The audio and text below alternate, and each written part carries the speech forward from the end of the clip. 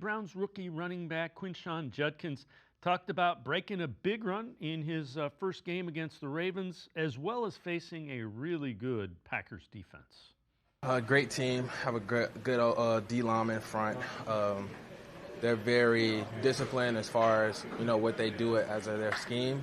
So I think we're just going to have to do a good job and focus, dial in, and like I said earlier, just communicate and do our job. Throughout the game, those runs will come. You just start small maybe, or you'll find different spaces and creases to hit. So and finally hit.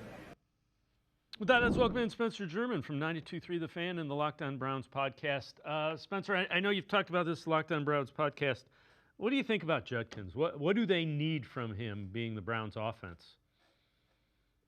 Yeah, I think they need him to be that workhorse back that they drafted him to be, frankly. I think they need him to provide that spark that the offense just hasn't seemed to have these first couple weeks. I think that's been pretty apparent that it's a continued issue for this team. They just don't have much chance to score a lot of points right now. And I think a lot of that has to do with the fact that the run game has been largely non-existent.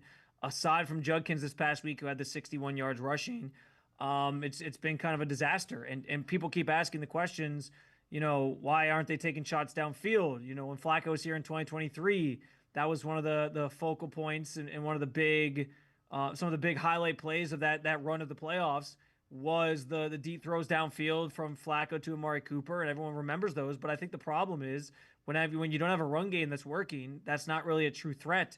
These teams aren't respecting the Browns on the ground, and so they're just playing sort of the too high safety looks, trying to keep everything underneath. And those deep shots just aren't there until you get a respectable run game. I don't know that those things are going to present themselves. So, yeah, listen, I think the Browns are going to be happy to get more of a workload from Quinshon Judkins. I'm kind of anticipating he gets more of a full workload that he kind of would be anticipated to have. And I think, frankly, in this week specifically, and moving forward, but certainly against this Packers defense, they're 2-0 to start the season. They obviously have Super Bowl aspirations.